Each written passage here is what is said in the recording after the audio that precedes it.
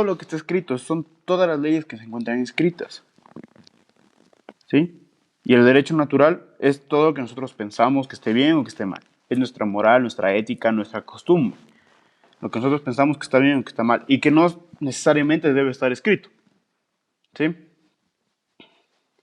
Después de eso hablábamos de las fuentes. Que existen fuentes formales y fuentes materiales. La fuente formal son la ley, la jurisprudencia, la doctrina y la costumbre.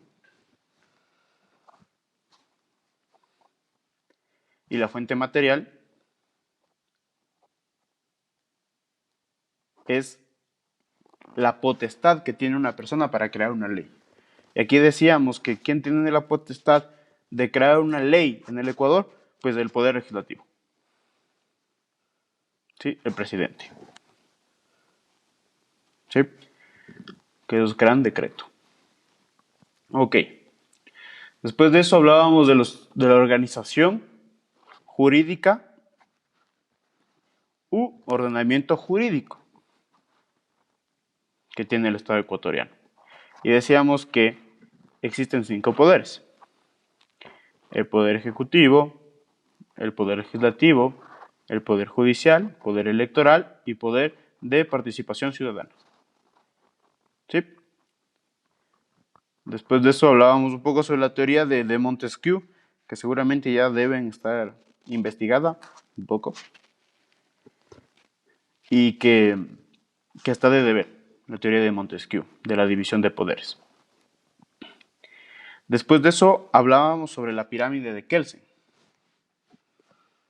¿sí? Que es la organización que tiene el Ecuador, que adoptó la organización del Ecuador para la redundancia, organizar el formato de sus leyes y cuál tiene más peso que otra. ¿Sí? Decíamos que era una pirámide que en la cúspide se encuentra la Constitución, que ninguna otra ley puede ir en contra de lo dicho por la Constitución. ¿Sí? Después venían las leyes, reglamentos, decretos, ordenanzas y resoluciones administrativas. ¿Cuál es el objetivo de esta teoría?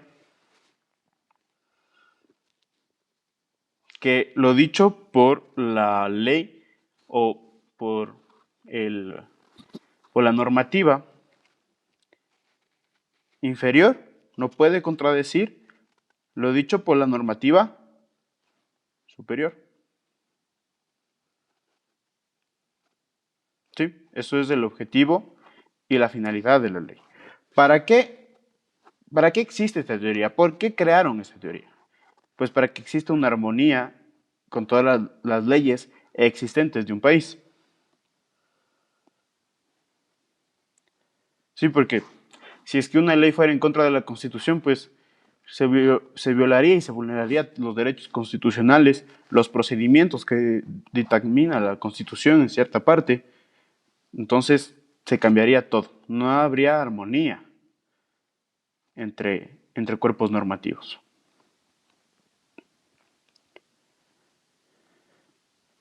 La Constitución es la madre de todas las leyes, así es.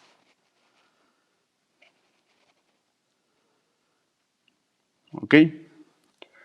Después de eso hablamos un poco también sobre quién es persona natural y quién es persona jurídica. ¿Sí? Decíamos que la persona natural es todo ser humano que tiene la capacidad para adquirir derechos y contraer obligaciones. Y la persona jurídica es el ente ficticio con la capacidad de adquirir derechos y contraer obligaciones. ¿Sí? ¿Hasta ahí estamos claros? ¿Existe alguna pregunta, alguna duda? ¿Está todo claro?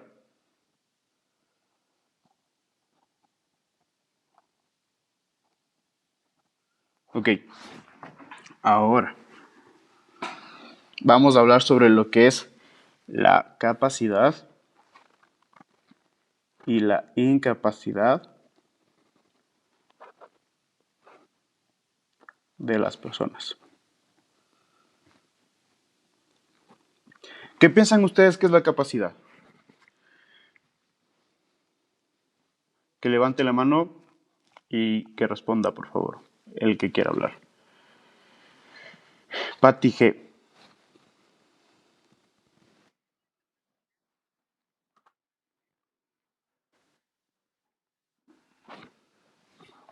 Es la capacidad que tiene una persona.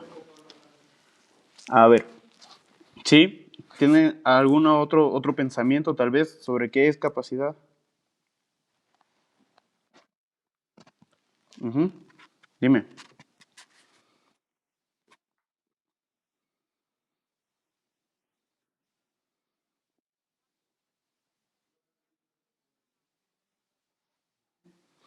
Sí, es así, eso es correcto. Por favor, apaga tu micrófono. Eso es correcto, sí, y también estoy viendo también el chat, y sí, son las aptitudes que tiene cada persona, pero aquí vamos a ver el concepto legal, el concepto jurídico, sí, vamos a añadir una palabrita. Es la aptitud legal que tiene una persona para adquirir derechos y contraer obligaciones.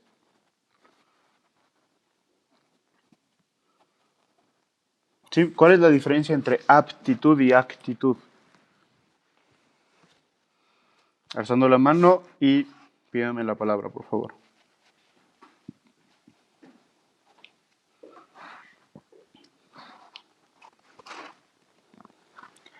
Aidita Saruma.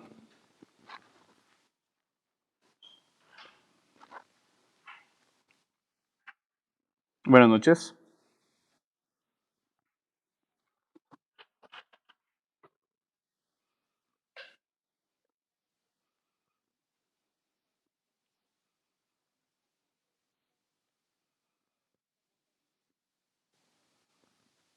Ok, entonces podemos decir que la aptitud es que son más o menos como un concepto físico, ¿sí? Para poder ejecutar cierta actividad. Y la actitud es si le ponemos ganas o no, ¿sí? Marco Barrio Nuevo.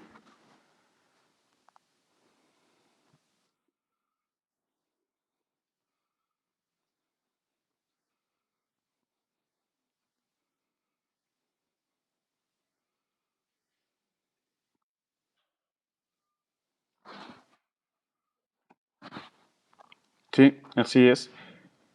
Esa es la aptitud, ¿sí? Las características físicas que nosotros tenemos para resolver o hacer cierta actividad, ¿sí? Ahora, hay dos tipos de capacidad. La capacidad de goce y la capacidad de ejercicio.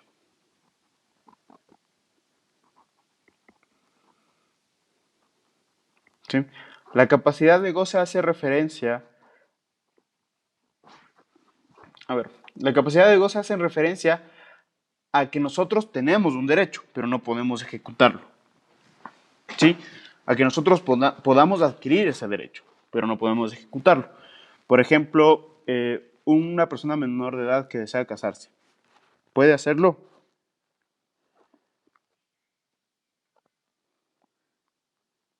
No puede hacerlo, ¿sí? Entonces, pero tenemos ese derecho, ¿no es cierto? Está ahí. Cuando nosotros cumplamos la mayoría de edad, podemos casarnos. Pero mientras tanto, está ahí ese derecho. ¿Sí? Nosotros gozamos de ese derecho, pero no podemos ejecutarlo. ¿Ok?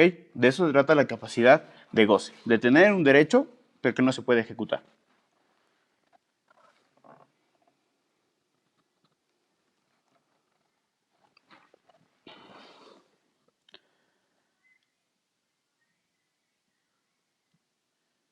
¿Sí? Eso es lo que es la capacidad de goce.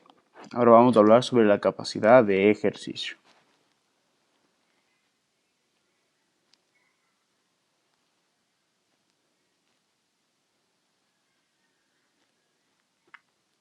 ¿Sí? La capacidad de ejercicio es ya poder ejecutar ese derecho.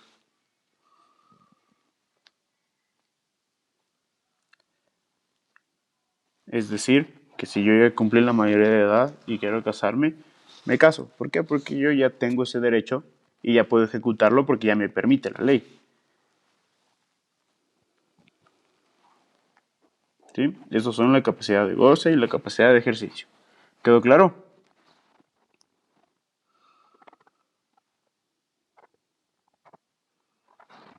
Ya. Ahora vamos con la incapacidad.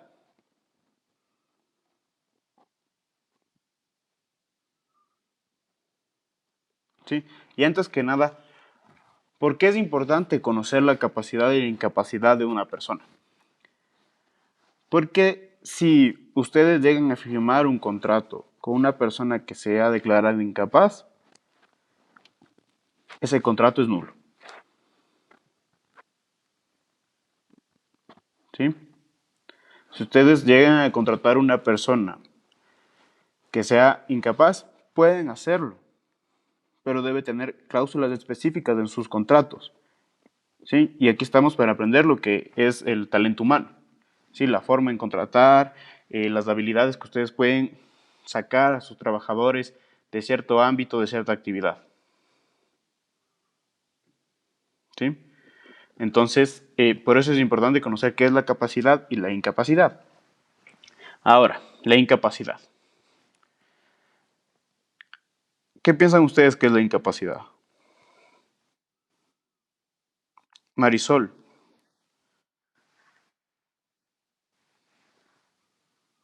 Marisol.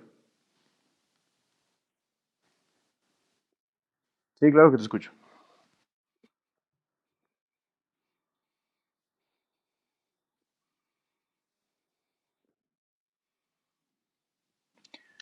Ok. ¿Alguien otro punto de vista? La chica que me habló al principio.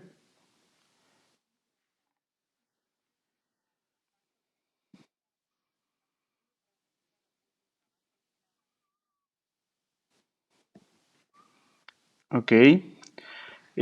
Sí, sí está bien. A ver, aquí me están preguntando cuál es la incapacidad civil de Rocío López. Sí, es justo lo que les voy a dar sobre la incapacidad civil, porque eso es lo que a nosotros nos importa, la incapacidad civil. Marisol, por favor, ¿puedes apagar el micrófono? Muchas gracias. A ver, entonces, si decíamos que la capacidad es la aptitud legal que tiene una persona para adquirir derechos y contraer obligaciones, vamos a decir que la incapacidad es la falta de aptitud legal que tiene una persona para realizar ciertos actos jurídicos.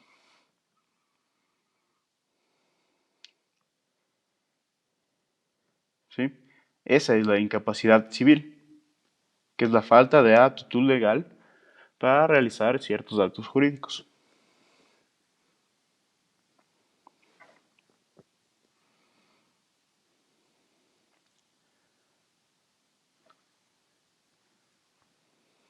¿Sí? Nuestras leyes, nuestra normativa, el Ecuador, ha determinado a ciertas personas como incapaces. Cabe recordar que son incapaces civiles, ¿sí? Son incapaces ante la ley y necesitan de un tercero para hacerse valer frente a la ley. ¿Sí? Eso quiero que lo piensen bien, ¿sí? Se tengan en su mente. Estoy hablando de una incapacidad jurídica, una incapacidad civil. Entonces, el Código Civil ecuatoriano ha determinado que ciertas personas,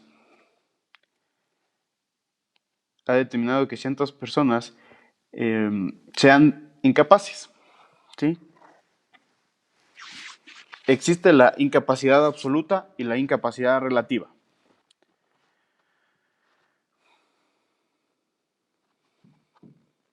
¿Sí? Y ya respondo todas las preguntas al finalizar ese tema, respondo todas las preguntas que ustedes tienen sobre cómo se declara, cómo es un juicio, etcétera. ¿Sí?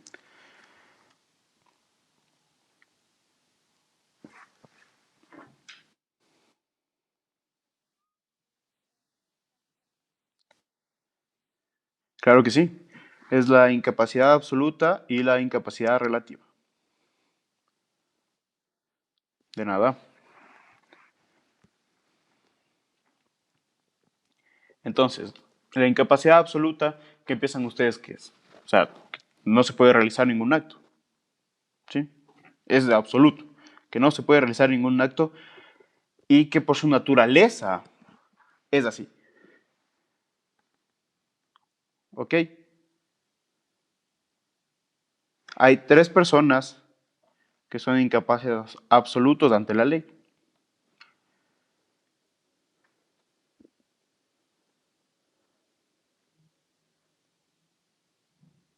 La primera persona son los dementes.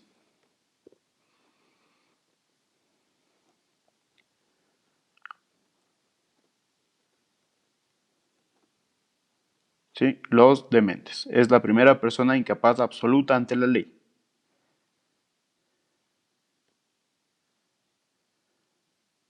La segunda persona son los sordos, mudos, que no pueden darse a entender. Ni por escrito, ni por su lenguaje de señas. No pueden darse a entender. Ellos son otras personas incapaces absolutas. La tercera persona que es declarada incapaz absoluta son los impúberes.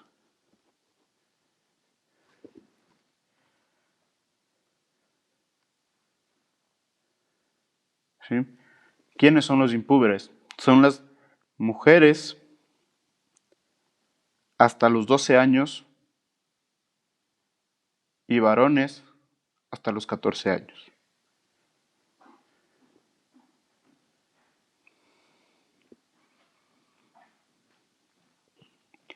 Esos son los impúberes. Aidita, que repito.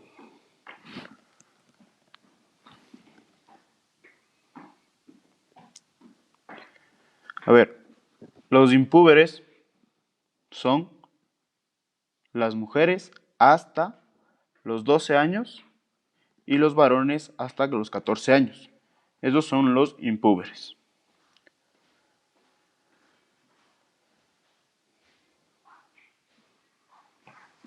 Entonces, vamos con la incapacidad relativa. ¿Qué es la palabra impúberes?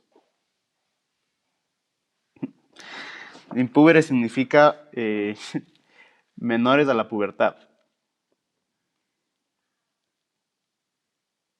¿Sí? Esos son los impúberes, menores.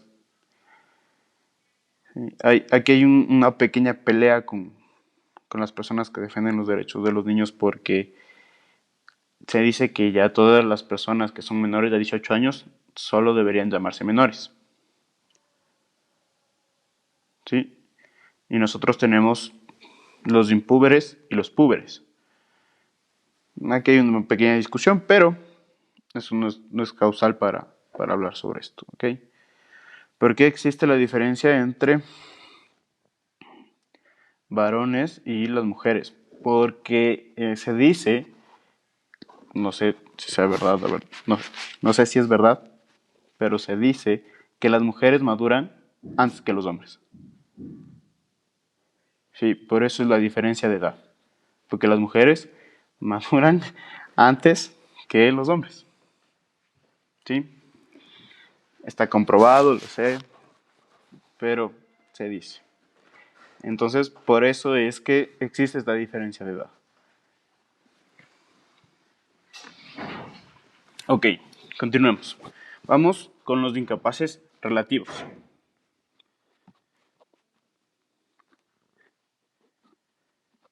¿Qué son los incapaces relativos?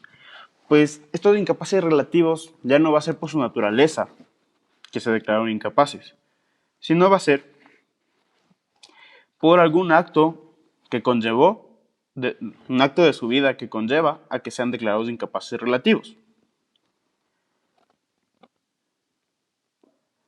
¿Sí? La primera persona que es incapaz relativo son los disipadores.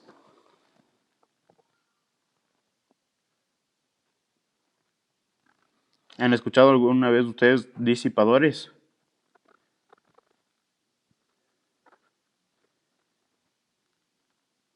Ok.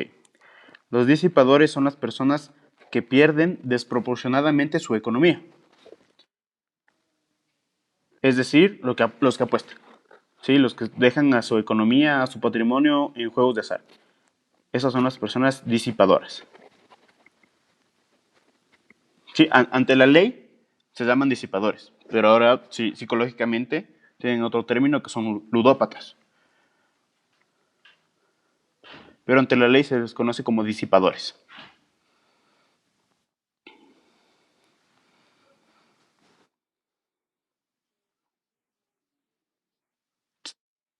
Sí, claro, pierden su economía desproporcionadamente. De nada.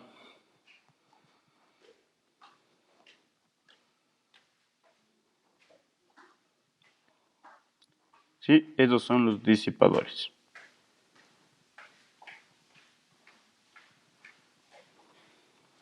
Entonces, la siguiente persona, denme un segundo que Mabelín me lo... A ver, sobre la incapaz relativa, un concepto global. Pues sí, Carelli son los apostadores, los disipadores son los apostadores. Sí, para que esté más claro y más concreto. A ver, un concepto general de incapacidad relativa, pues es el que por las actividades que realiza una persona en su vida, pierde capacidad y ya no puede realizar ciertos actos jurídicos.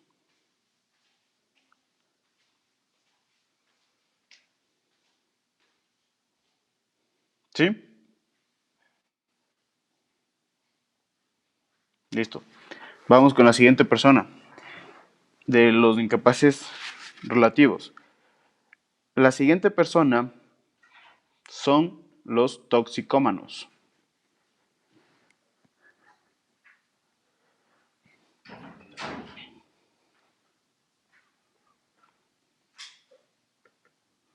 ¿Sí? ¿Quiénes son los toxicómanos? Pues son los que, en pocas palabras, los drogadictos. Sí, esos son los toxicómanos. Las personas que son declaradas en un juicio como drogadictos pierden cierta capacidad para realizar ciertos actos jurídicos.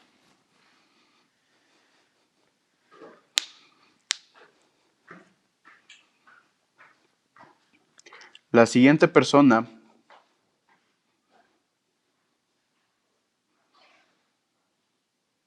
sí, o sea, perdón que a los demás, pero sí, son las personas que son adictas a ciertas sustancias sujetas a fiscalización, psicotrópicas, etcétera. Pero tienen que ser declaradas en un juicio, ¿sí? Por eso déjenme explicarles esto de las personas y después les explico el procedimiento.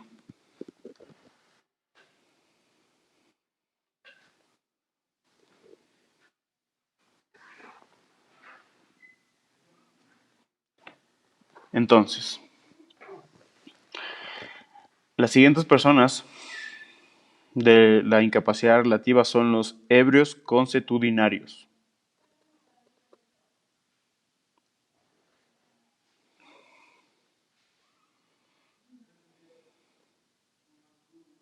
Los alcohólicos, exactamente.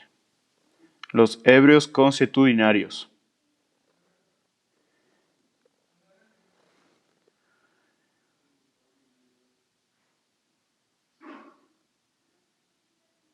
Belén Aymacaña. Puedes hablar.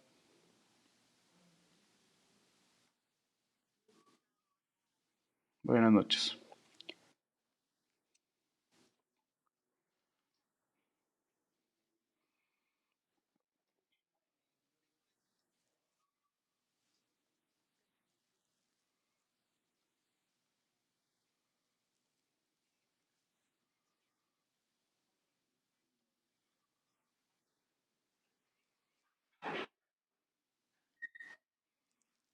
A ver, aquí, a ver, exactamente, aquí tenemos que tener algo bien claro. Primero, para que tú puedas evadir la responsabilidad siendo un incapaz relativo, debes declararte que eres incapaz relativo. Este juicio es civil, ¿sí? No sé si ustedes han escuchado los interdictos o la interdicción, ¿sí? Este es el juicio que se lleva a cabo para que una persona sea declarada incapaz. Si es que en un juicio, pongámoslo penal, se comprueba que una persona era drogadicta, pues lo que tiene que hacer el abogado es primero hacer el juicio de interdicción para que no esté sujeto a responsabilidad, ¿sí? Pero en juicio, si yo me declaro como adicto, pues esto tiene un agravante, ¿ok? No sé si quedó claro mi respuesta. ¿Belén? Ya se fue, creo.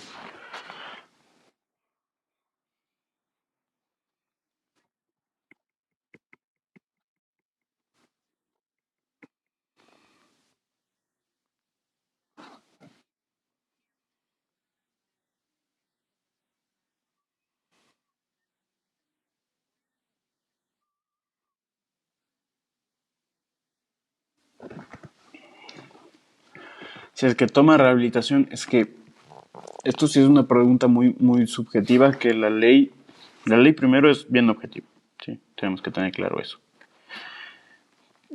¿Por qué es subjetiva? Porque en un centro de rehabilitación no te dan un porcentaje de efectividad que la persona se va a curar. Sí, te dicen que van a intentar. Porque hay personas que no logran salir de las adicciones. ¿Sí? Por eso no se puede llevar a cabo este, este proceso capaz de no declarar incapaz. Una vez sido declarado incapaz, sí puedes volver a declararte capaz, pero con un juicio y con pruebas contundentes de que, pues sí, tú ya dejaste la adicción a las drogas, eh, con un informe psicológico tal vez, con declaraciones juramentadas de los dueños de la clínica de rehabilitación, de doctores, etcétera. ¿Sí? Hay varias formas de probar eso, pero se debe llevar a cabo otro proceso, otro juicio.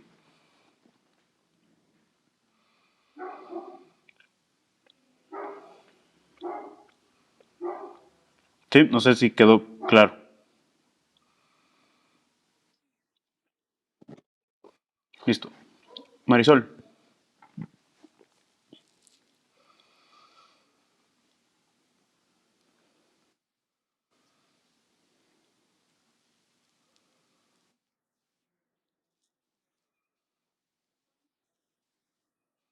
a ver, si es que yo cometo un delito estando ebrio, ¿sí? Y primero, tenemos que tener en claro que no fui declarado todavía incapaz en un juicio civil, sino yo cometí un delito estando ebrio.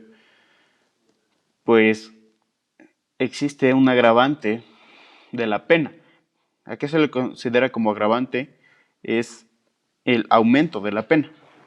Se aumentan meses, se aumentan años de la pena. ¿Sí? También hay los atenuantes, que son el rebajo de la pena. ¿Sí? Por ciertas circunstancias que pasaron en ese momento, se rebaja la pena.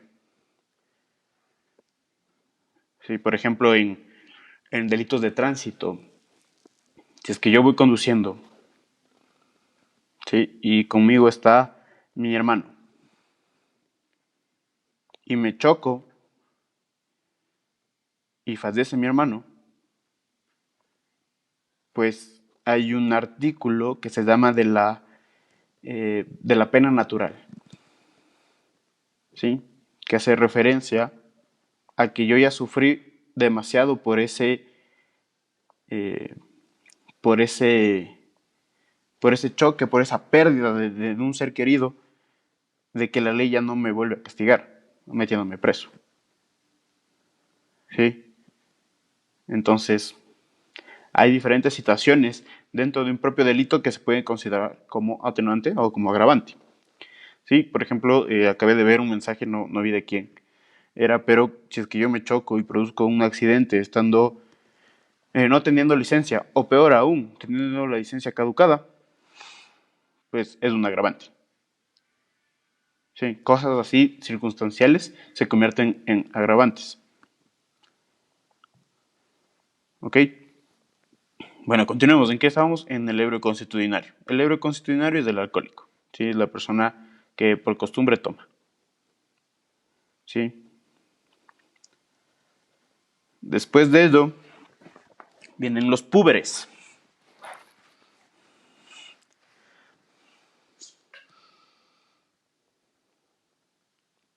¿Quiénes son los púberes? Son las mujeres mayores de 12 años, pero menores de 18.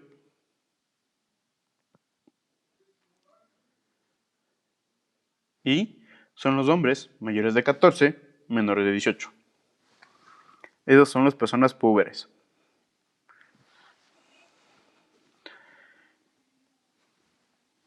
¿Se acuerdan que dije que en la incapacidad absoluta no se puede realizar ningún acto jurídico? Y que en estas sí se puede realizar ciertos actos jurídicos. ¿Sí? Por ejemplo, una persona, un adolescente de 15 años puede trabajar, puede firmar contrato sin representante legal, sin necesidad de representante legal. Pues sí, el adolescente de 15 años puede firmar un contrato sin representante legal siempre y cuando sea de contrato laboral. ¿Sí? Hay ciertas características, ciertas eh, cosas específicas para el adolescente, para que realice su trabajo, que después de eso lo vamos a analizar. Sí, Patricia, estoy seguro.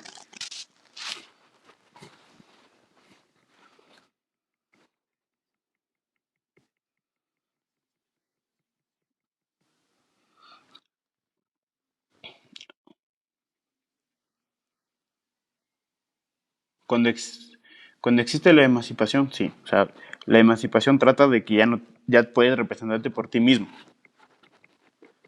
Sí, por lo tanto, sí se puede.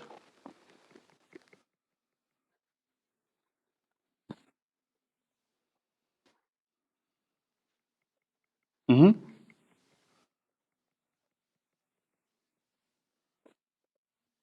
Uh -huh.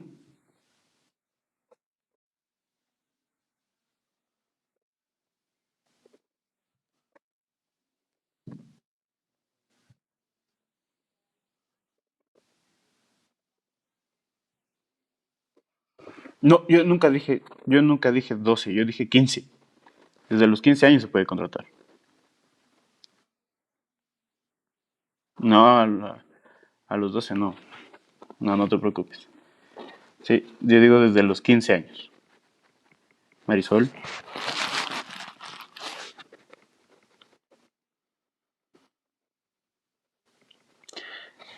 A ver, el IES, el régimen del IES primero es obligatorio. ¿Sí? El empleador tiene la obligación de afiliarte al IES. Si es que yo trabajo para una empresa, obviamente me debe afiliar al IES. Sé que aquí existe un conflicto, ¿sí? Porque te dice que los mayores de edad son los afiliados al IES. ¿Sí? Pero hay ciertas características y más especificaciones que pueden afiliarle al IES a un menor de edad que esté elaborando. ¿Sí? O sea, hay, todo es general, ¿sí? Pero va a haber ciertas características y ciertas excepciones en la propia ley que pueda hacerlo, ¿sí? Todo se puede hacer, ¿ok? Solo hay que buscar la manera,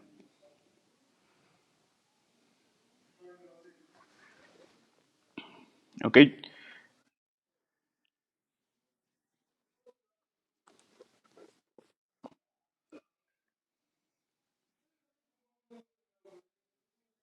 Uh -huh.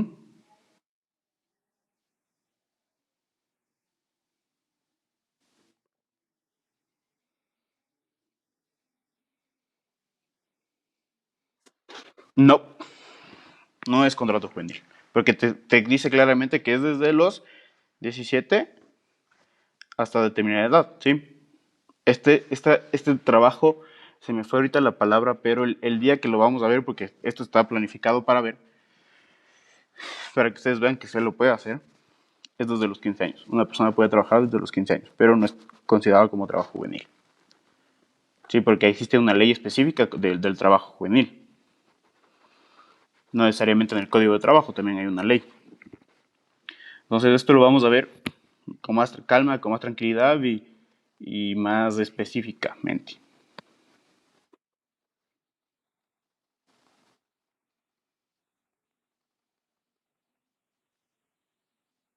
Esto digo, se me olvidó ahorita el nombre. Déjame ver si me acuerdo. Pero es un contrato especial el que tienen ellos. Desde los 15 a los 17 años. Pasados los 17 años se convierte en contrato juvenil. Pero ahorita se me fue el nombre. Ya lo recuerdo y les digo, pero sí se puede hacer. Y les voy a demostrar que está en la ley eso. ¿Sí? De nada.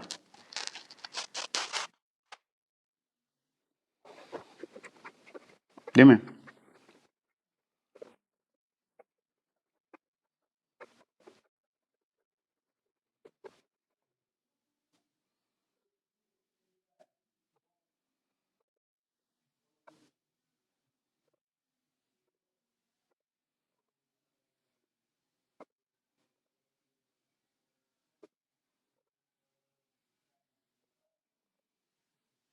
A ver, antes de las funciones debes tener en claro que eh, lo que le importa primero al Estado es el derecho a la educación, ¿sí?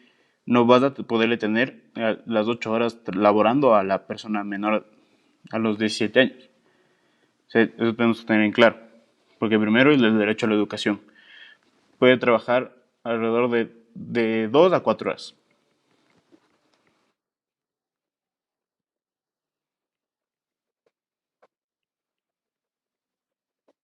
Ujú, ujú, ujú.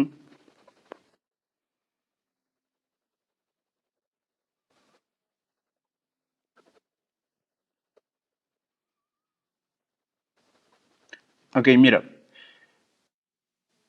si el joven, primero, o sea, tienes que tener en claro que todo lo que te digan es un decir. Si es que no está por escrito, no sirve para nada.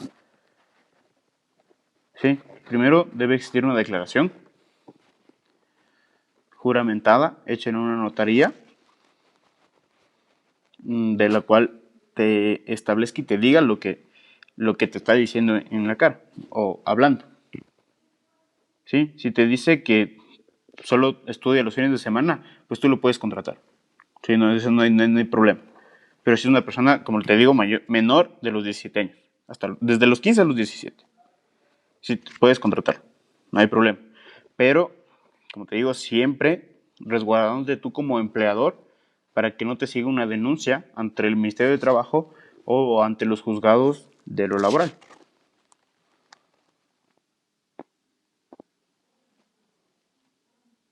¿Sí? ¿Quedó claro? De nada. Ok, vamos a seguir. Hay dos personas más que son incapaces relativos. La primera persona son los insolventes o quebrados.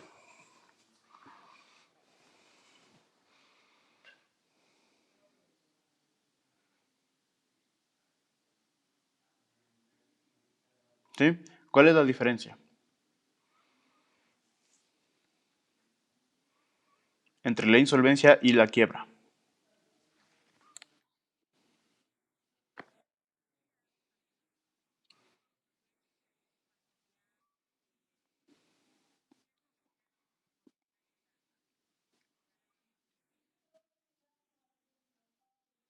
Ujú.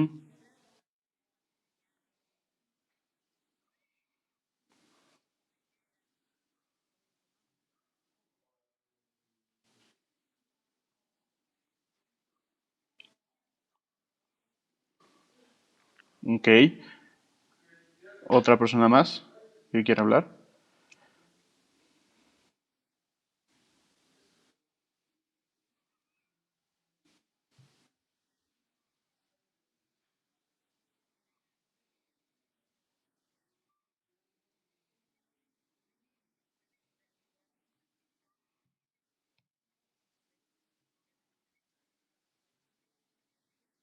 Ok, ok.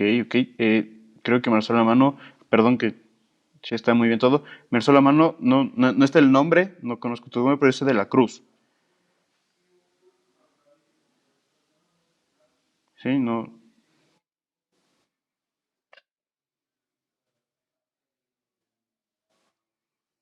Ok,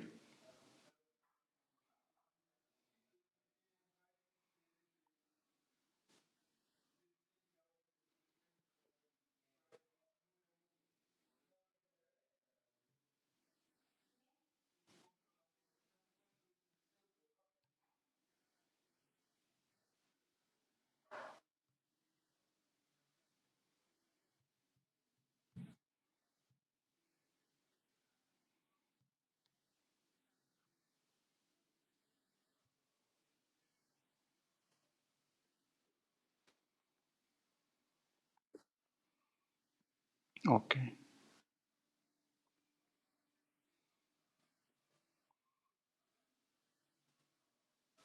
ok. Sí.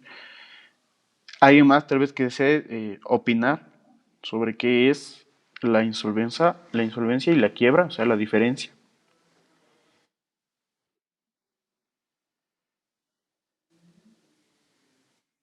Alex.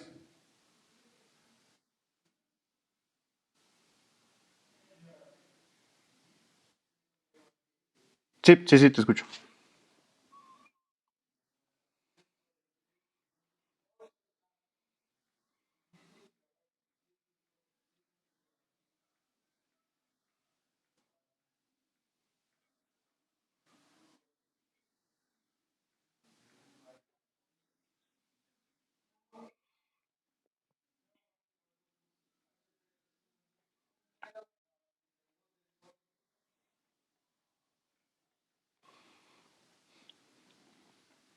A ver, vamos a hacer esto más, más fácil. ¿Se acuerdan ustedes de la persona natural y de la persona jurídica? ¿Sí? Los insolventes son las personas, son las personas naturales. Los quebrados es la persona jurídica.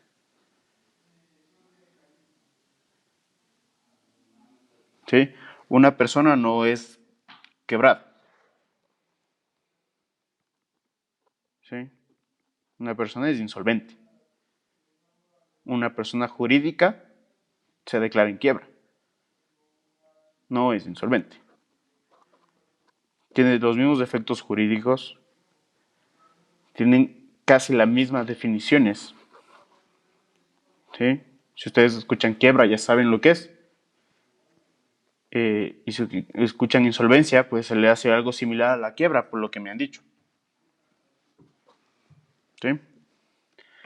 Esa es la diferencia. Solo en el sujeto que se declara o insolvente o en quiebra.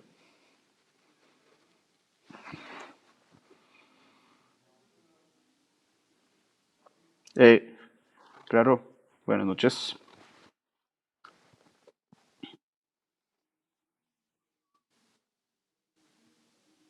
Perdón, no te escuché bien, hubo un pequeño corte del internet.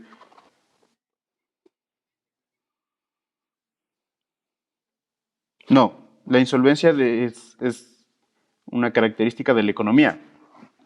Ser insolvente es no poder pagar tus deudas. O sea, eso estamos claros. No tienes la solvencia económica para pagar algo. ¿Sí? Ahora, ¿cuáles los defectos? A ver, ¿me tiene una pregunta o está claro ahí, hasta ahí?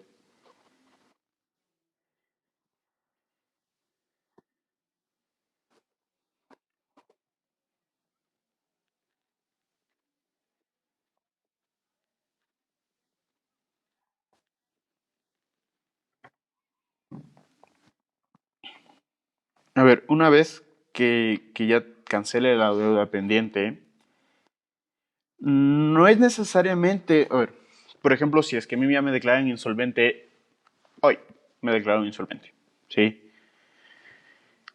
Y del cielo me cayó platita para poder pagar la deuda. Entonces, si yo pago el día de mañana, pues el día lunes presento un escrito o una demanda de que se me quite la insolvencia, se me limpie mi récord financiero, económico. ¿Sí? No existe un tiempo de que, en un tiempo límite de que se pague de que sigas siendo insolvente. Si no, una vez pagas la deuda, ¿sí? Puedes tú demostrar también liquidez, volver a demostrar liquidez, por ejemplo, que en tu cuenta tengas 1,500, $2,000, entonces ya vuelves a mostrar liquidez y eso puede presentarse en un juicio para que se levante esta insolvencia. ¿Sí? ¿Está claro?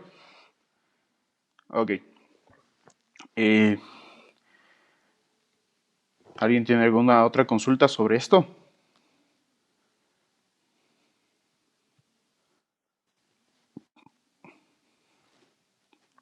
Glenda,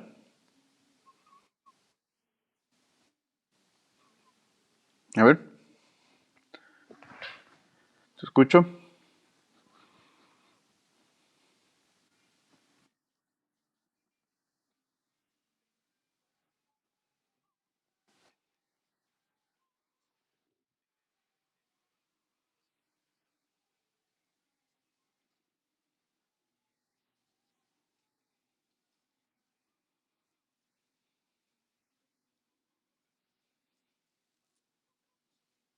No.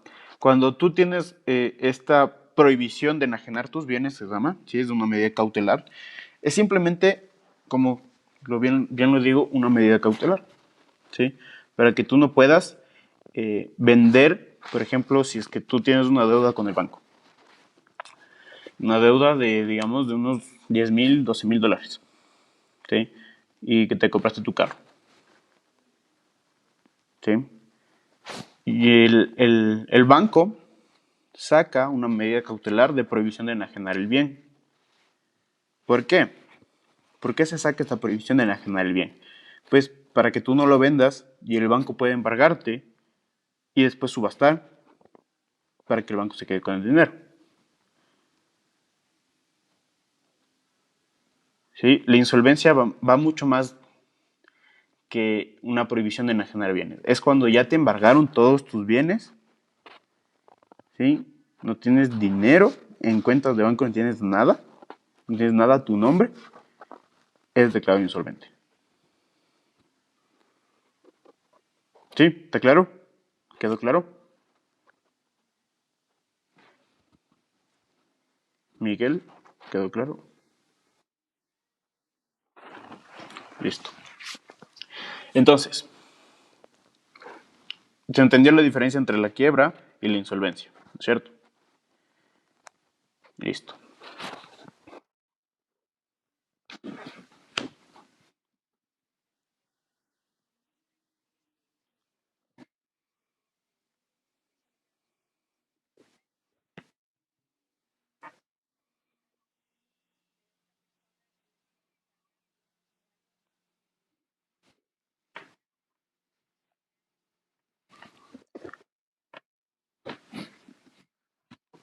A ver, ¿cómo estás, Irene? A ver, eh, primero, si es que yo tengo un hijo, digamos, ¿sí? Y yo estoy en deuda, yo tengo mis deudas, son deudas personales mías. No tiene por qué el banco comenzar a cobrar a mi hijo, ¿sí? Sino con mis bienes, que se mitigue con mis bienes, de Paolo Grijalva. Ahora, sobre las deudas, una vez que una persona fallezca. Como ustedes deben saber y tener conocimiento, usted además de heredar activos, también se hereda pasivos. ¿Sí? Las deudas también son hereditarias. ¿ok? Cuando ustedes tengan una herencia, pues si ustedes no quieren que también se le traspase esta, esta deuda a ustedes, ustedes solo tienen que decir al señor notario o al juez a su vez que quieren su herencia con beneficio de inventario.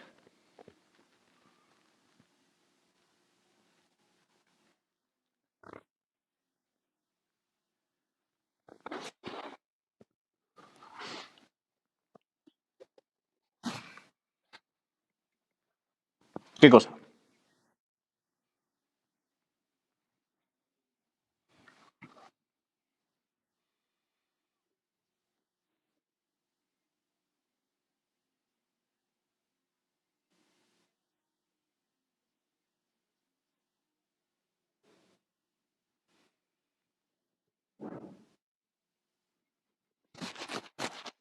A ver, vamos a tener en claro algo.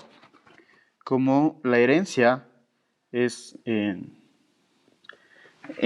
se dividen en partes, ¿sí? Con los hermanos, sobrinos, etcétera, con el propio marido, etcétera, ¿sí? La deuda también se reparte. No es que solo una persona va a coger la deuda, ¿sí? La deuda también se reparte.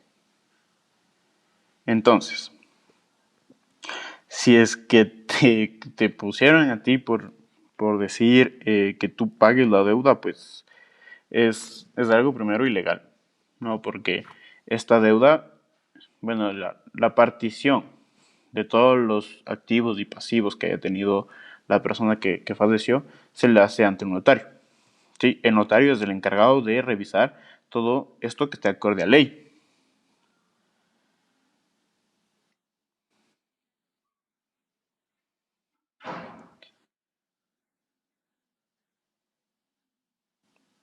A ver, ¿a qué te refieres con el caso de seguros de desgravamen?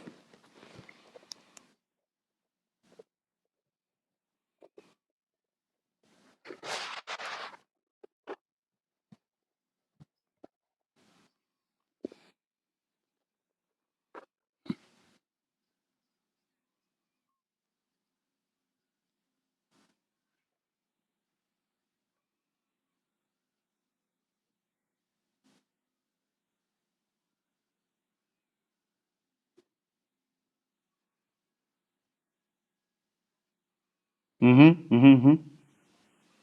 Sí.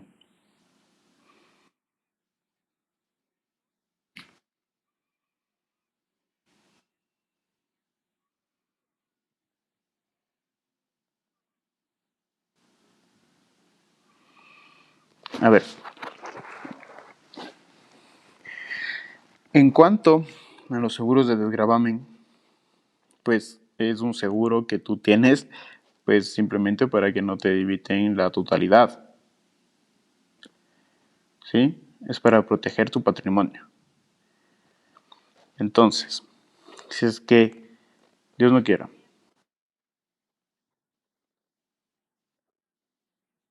Ujú,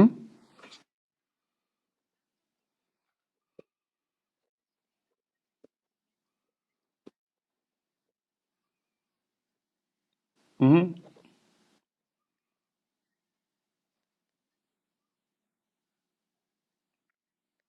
listo.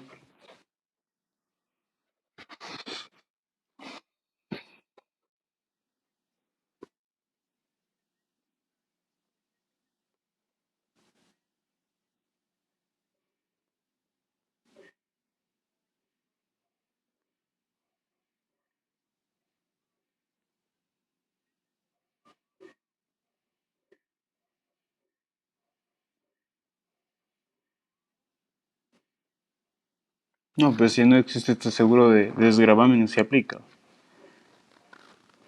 ¿sí?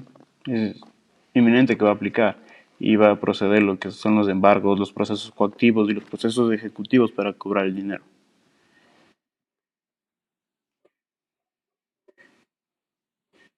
Ujú, sí, sí, sí, no te preocupes. Sí, no te preocupes.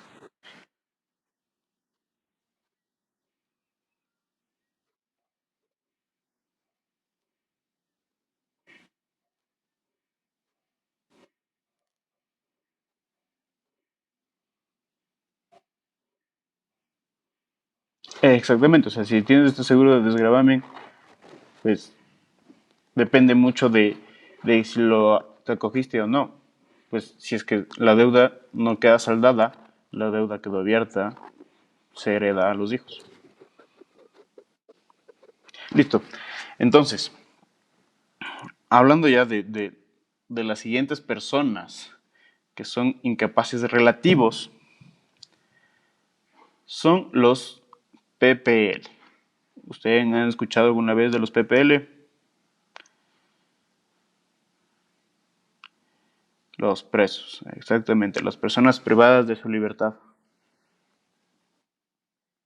Sí, las personas privadas de la libertad son los PPL. Sí, esos también son incapaces relativos por obvias razones. No pueden realizar ciertos actos ni, ni contraer, por ejemplo, unas obligaciones. No puede los PPL, ¿sí? Eso tienen que tener muy en cuenta. Ok. ¿Tienen alguna consulta sobre lo que hemos hablado en clase? A ver, te escucho, Viviana. Ujú.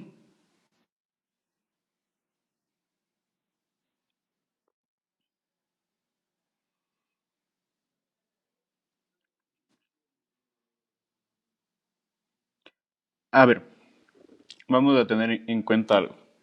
De las personas que yo les acabo de decir, de los incapaces relativos, esos pueden hacer valer sus derechos siempre y cuando estén representados por una tercera persona, que se les conoce como curadores o como tutores. ¿Ok? Por lo tanto, sí pueden realizarse ciertos actos, pero por ejemplo, no sería algo, por así decirlo, absurdo de que un PPL firme un contrato laboral.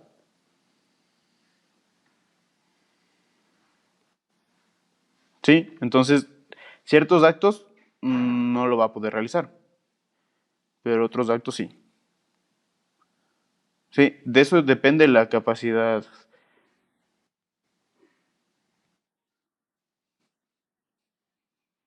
¿Mm?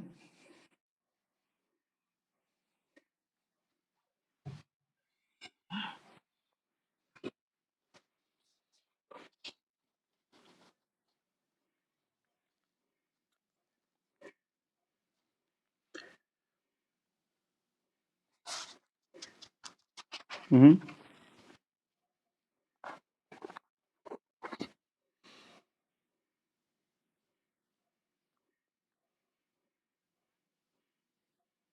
ujú.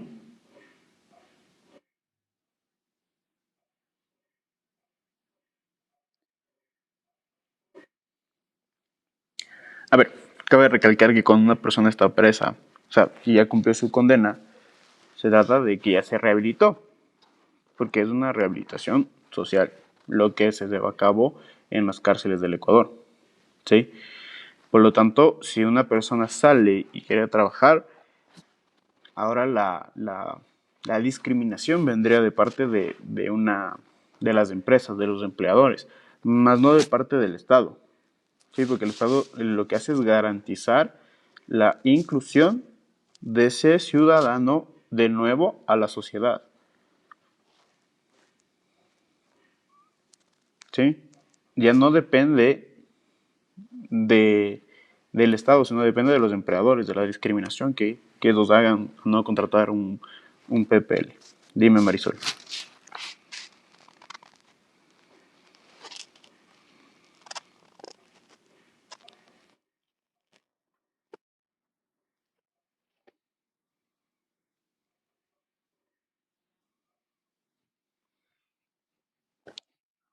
Ah,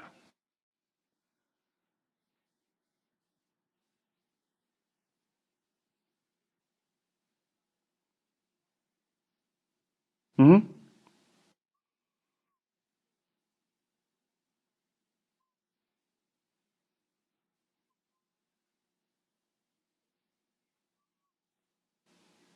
claro.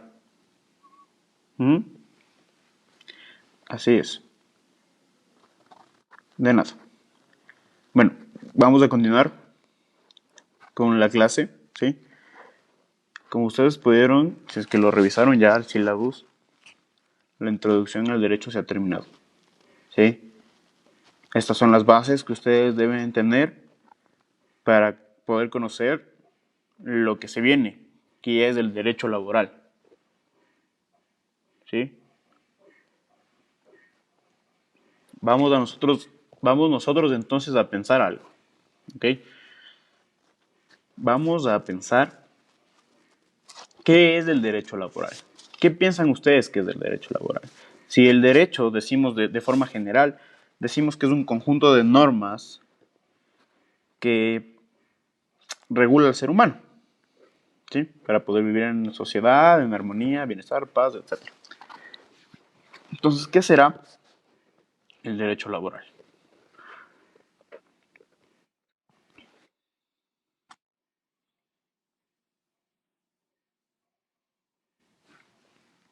Ok. ¿Alguien más? Stephanie Ayala.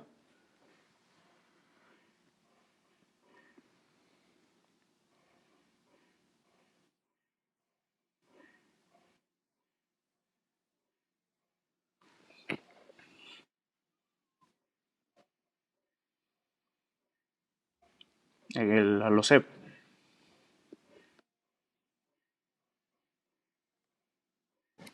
Ok. ¿Alguien más? A ver. Gaby Tuapanta.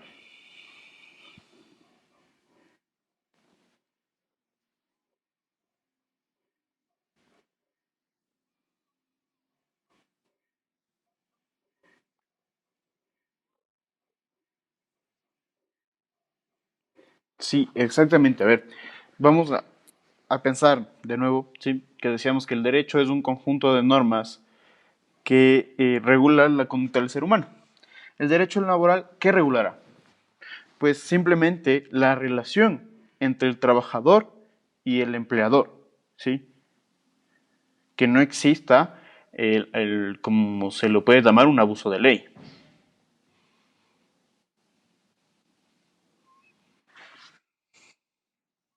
Patricia, ¿quieres decir algo?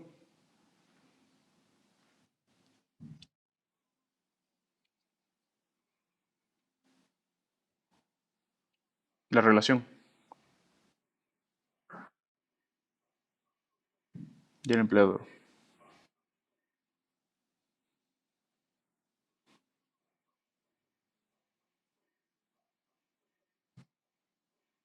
Exactamente, es algo que se debe ver imparcial.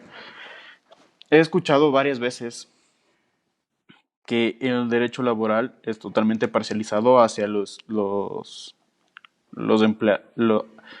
Sí, he escuchado, pero he escuchado que han dicho casi siempre que siempre les protege al empleador.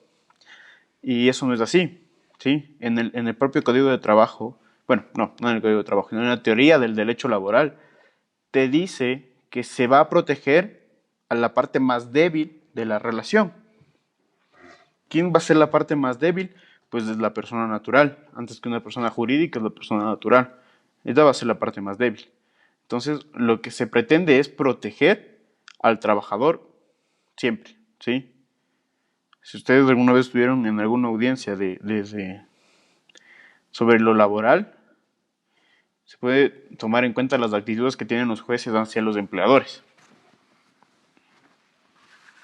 Sí, es totalmente diferente lo que tiene una persona a un trabajador. Totalmente diferente.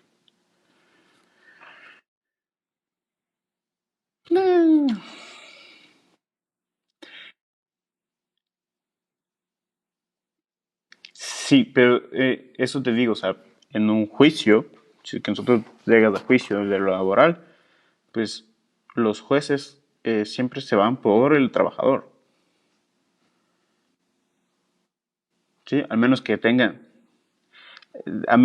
pruebas contundentes del otro lado de que se realizó cierto acto indebido dentro del trabajo o que se realizó bien el cálculo de liquidación, etcétera, pues ahí cambian las cosas, ¿no? Pero si es que no tiene nada el empleador que demostrar y el trabajador tiene mucho más que haya perdido, pues la cosa cambia, ¿sí?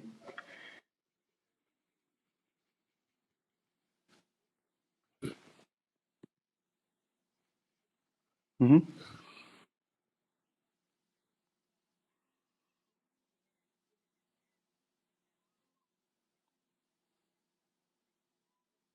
ujú.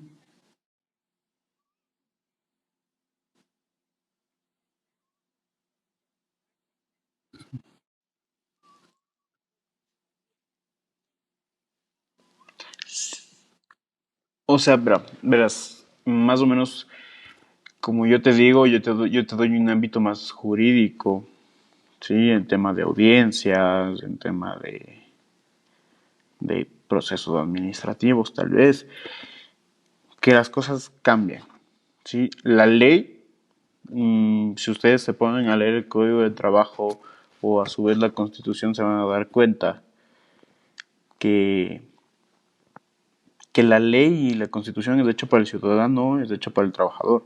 O sea, busca el bienestar del trabajador. Marisol, ¿tienes algo que decir?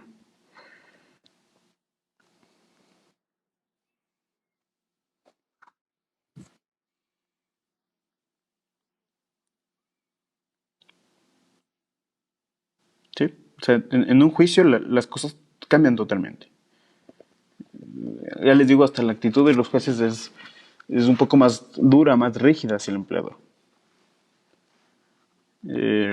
A los trabajadores más bien les tienen un poco más de cariño, de consideración, por así decirlo.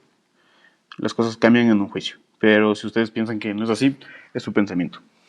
¿Sí? Entonces vamos a continuar hablando sobre el derecho laboral. ¿Sí? Tenemos que tener en cuenta algo, que derecho laboral no es derecho al trabajo. ¿Sí? El derecho laboral es algo general, es algo grande. ¿Sí? Es la materia que nosotros estudiamos. El derecho al trabajo se convierte en una parte mínima, en un derecho dentro del derecho laboral. Más o menos, para explicarles, vamos a tener en cuenta que esto es el derecho laboral. ¿Sí?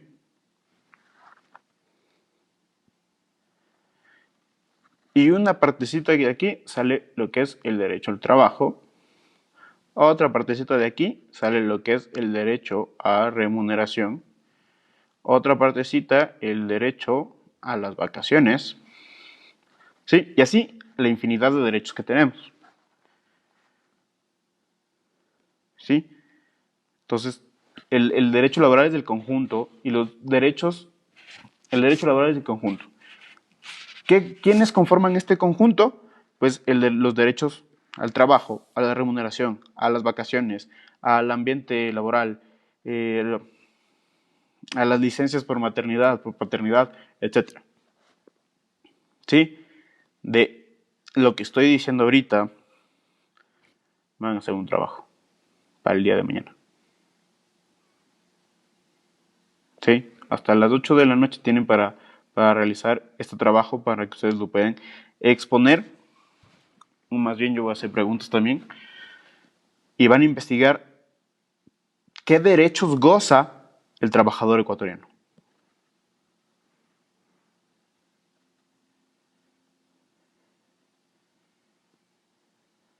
¿Sí? ¿Y qué es cada uno de estos derechos?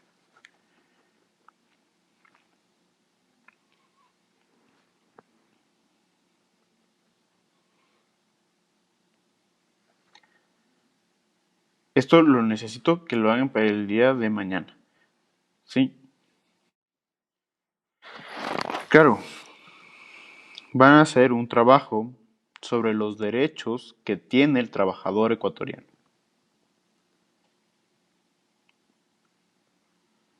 ¿Sí? Dados por el Código de Trabajo o a su vez dados por la Constitución. Investiguen en el Código de Trabajo y en la Constitución. ¿Sí? Eso lo van a hacer para el día de mañana.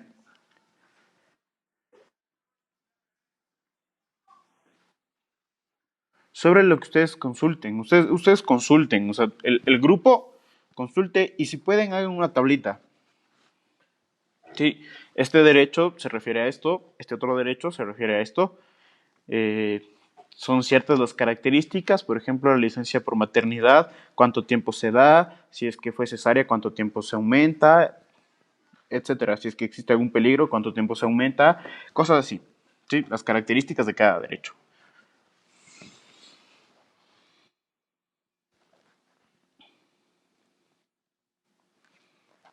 Sí, estamos claros en lo que vamos a realizar.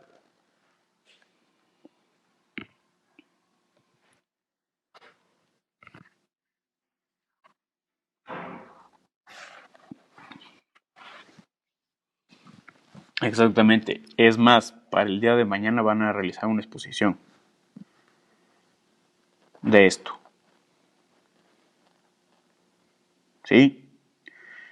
Si ustedes desean, no lo hacen el escrito, lo realizan solo el PowerPoint, Prezi, Powton, no sé en qué plataforma ustedes trabajen en una presentación, pero si quieren pueden hacerlo solo la presentación y mañana lo exponen aquí, compartiendo pantalla y va hablando cada integrante del grupo.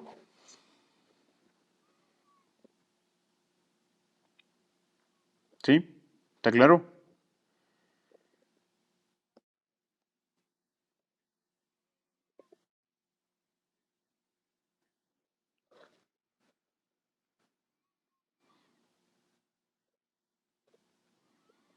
A ver, antes del tiempo, ¿sí?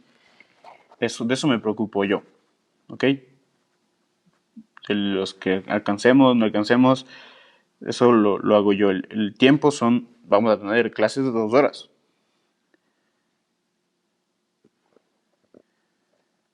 Entonces creo que de eso no se preocupen. De eso me encargo yo. ¿Ok?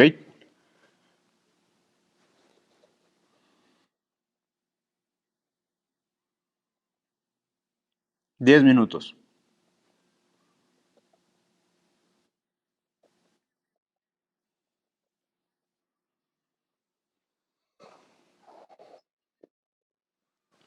Mm, mm. Eh, Prepárense todos. Sí, como les dije yo pregunto a una persona, por ejemplo, en un grupo está Gerson. Sí, yo digo, Gerson, habla todo. O digo, Gerson y María José eh, exponen los dos. Gerson expone del final, María José expone del principio. Todos deben saber todo. ¿Ok?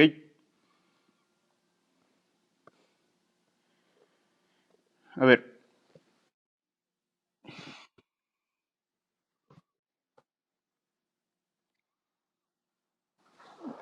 ver, eso me olvidé de decirle ayer. Estábamos hablando de muchas cosas que realmente me olvidé. La presentación, pero la mitad de las tareas pues se va a extender porque empezamos recién clases el día jueves, entonces vamos a extender este plazo de presentación. ¿Sí? Pero para el día de mañana sí quiero este, esta presentación, estas diapositivas, que ustedes sepan y manejen los derechos que existen en el Ecuador para los trabajadores. ¿Sí? ¿Estamos claros? Dime.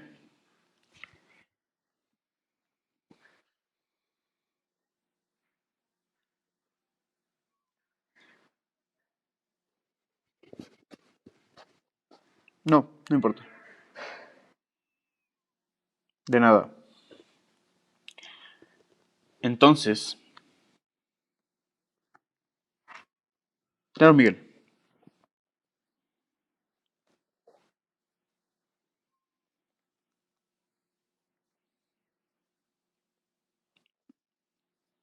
Ujú.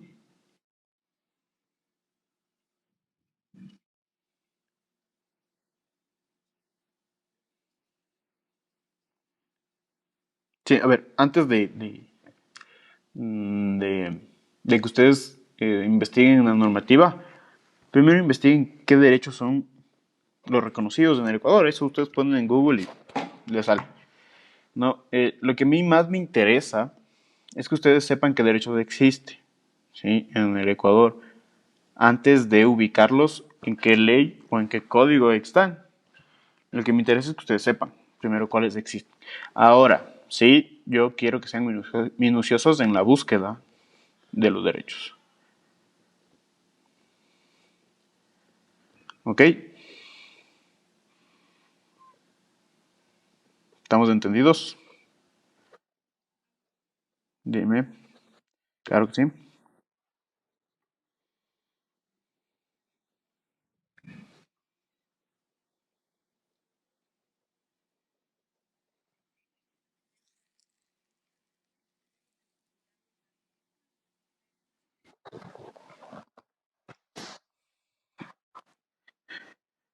De forma general, si por ejemplo tú me dices del derecho al trabajo es un deber social que nos sirve para satisfacer las necesidades básicas del ser humano, pues listo. Mm, Es simple. No necesito que tú me digas que está en el artículo 35, 34 de la Constitución, sino solo general. En eso sí general, sí, las definiciones quiero que sean de carácter general y además de eso vamos a intentar poner ejemplos.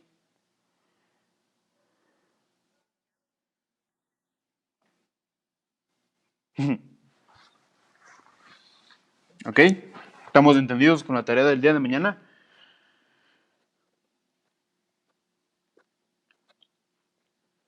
Sí, les quería hacer una consulta. Si es que ustedes ya tienen, los presidentes tienen mi número, ¿sí? ¿No es cierto? Sí. Entonces, el día de mañana me escriben los presidentes a decirme en cuántos grupos está dividido su curso por trabajos, o sea, de los deberes. ¿Sí? Eso es lo que quiero saber, para ver cuántos grupos más o menos vamos a tener la exposición el día de mañana.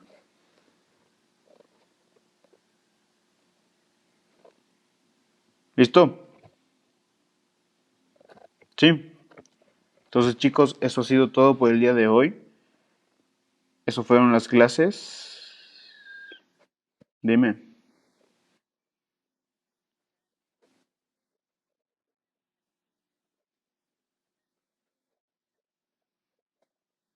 Ujú, ujú. A ver, de eso de que la subimos, dónde la subimos, pues no se preocupen, yo ahorita les voy a habilitar la videoconferencia número 2 para que ustedes puedan subir la síntesis de lo que hayamos visto el día de hoy. Sí, yo ya les habilito. En estos instantes acabamos la videoconferencia y yo ya me pongo a habilitarles su plataforma. Sí, de eso no se preocupen.